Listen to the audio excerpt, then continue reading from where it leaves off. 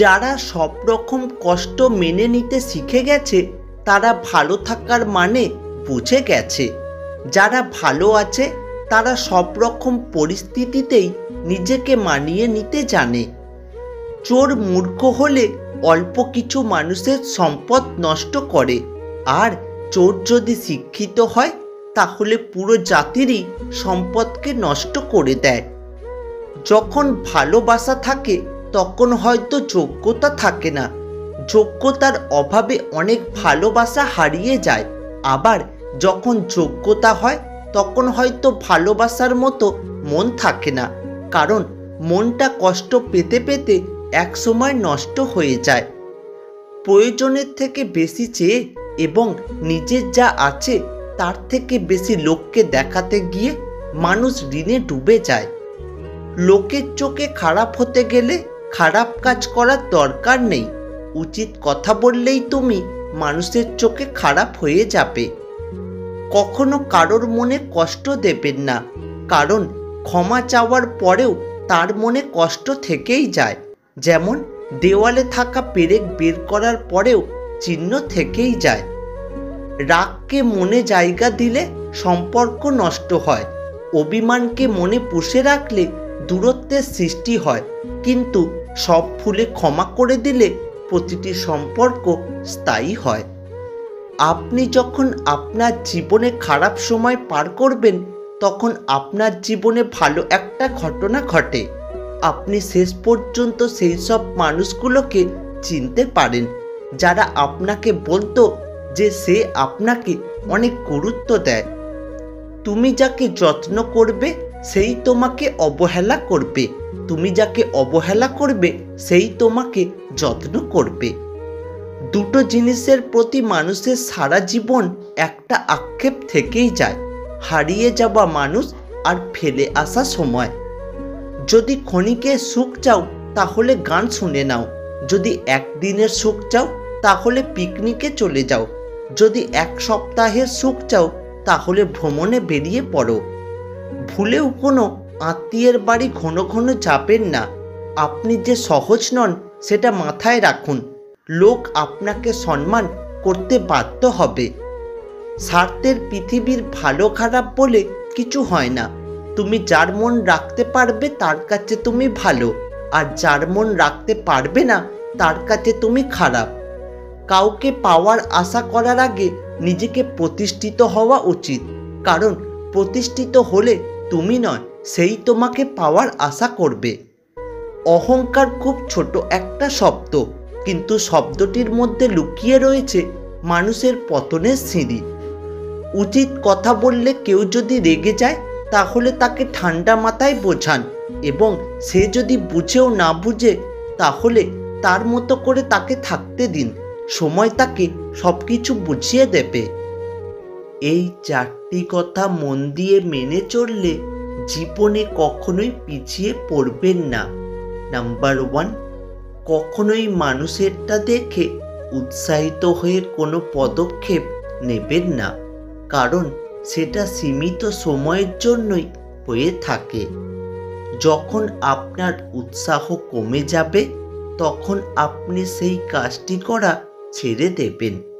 Number 2, মানুষের কথা শুনে কখনোই জীবনে এগোবেন না, তাহলে দেখবেন সেই মানুষগুলোই আপনাকে গাছে তুলে দিয়ে সেখান থেকে চলে যাবে। নাম্বার 3, যে কোনো সিদ্ধান্ত নেওয়ার আগে 10 বার ভেবেচিন্তে নেবেন, কারণ সিদ্ধান্তটি নিয়ে ফেলার পর চিন্তা করে কোনো লাভ হবে না। নাম্বার 4, কখনোই মানুষের উপর ভরসা করে জীবনকে চালাবেন না, তাহলে আপনার কপালে প্রচণ্ড কষ্ট আছে। জীবনে যদি কখনো ভুল ট্রেনে উঠে পড়ো তাহলে পরের স্টেশনেই নেমে যেও, কারণ দূরত্ব যতই বাড়বে তোমার ফেরার কষ্টটা ততই বেশি হবে। যে মানুষগুলো একা থাকতে বাধ্য হয়, একাই লড়াই করে, তারাই জানে বেঁচে থাকা কতটা যন্ত্রণার, প্রতিটা নিঃশ্বাস ঠিক কতটা ভারী। মানুষ তো দুঃখ তখনই পায় যখন সে বুঝতে পারে যাকে সে সব থেকে বেশি গুরুত্ব দিয়েছে তার কাছেই সে মূল্যহীন। শরীর ও মনকে সুস্থ রাখার একমাত্র উপায় হলো অতীত ভেবে কষ্ট না পাওয়া, ভবিষ্যৎ নিয়ে চিন্তা না করা এবং বর্তমানকে উপভোগ করা। একটি ইঁদুর এক চাষির ঘরে বাসা বেঁধেছিল। একদিন ইঁদুরটি দেখল চাষি আর তার স্ত্রী থলে থেকে কিছু একটা জিনিস বের করছেন।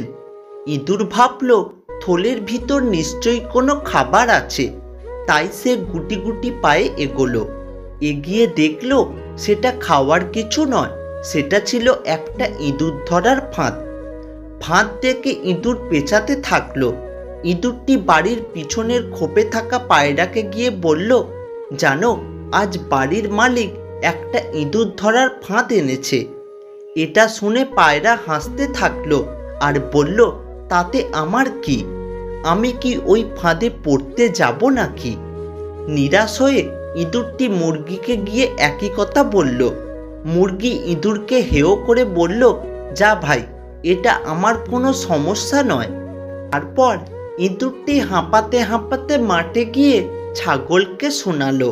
ছাগল তো শুনে হেসে লুটোপুটি খেতে থাকলো আর বলল, এটা তোকে মারার ফাঁদ, আমি আর তো সেখানে আটকা পড়ে মারা যাব না, যা এখান থেকে।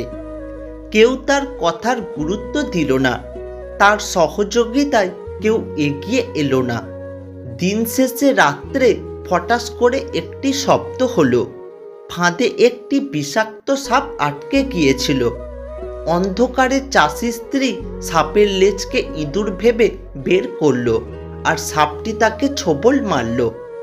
অবস্থা বেগতিক দেখে চাষিটি ওঝাকে ডাকলো। ওঝা তাকে পায়রার মাংস খাওয়ানোর পরামর্শ দিল। পায়রাটি এখন রান্নার হাঁড়িতে। চাষি স্ত্রী এই সংবাদ শুনে তার বাড়িতে আত্মীয় স্বজন এসে হাজির হলো। তাদের খাওয়ার বন্দোবস্তের জন্য মুরগিকে জবাই করা হলো। মুরগি বেচারাও এখন রান্নার হাঁড়িতে। দিন দুই পর চাষি স্ত্রী মারা গেল আর তার অন্ত্যেষ্টিক্রিয়ার কিছুদিন পরে ছাগলটিকেও জবাই করা হলো। ছাগলও হাঁড়িতে রান্নার জন্য চলে গেল। ইঁদুর তো পালিয়েছিল আগেই, দূর বহু দূরে। কি শিক্ষা পেলাম আমরা? যদি কেউ আপনাকে তার সমস্যার কথা শোনায় আর আপনি ভাবেন যে এটা তো আমার সমস্যা নয়, যার সমস্যা তার ব্যাপার, তবে একটু দাঁড়ান আর একবার ভালো করে চিন্তা করুন। আপনার অবস্থাও কখনো এমন হতে পারে।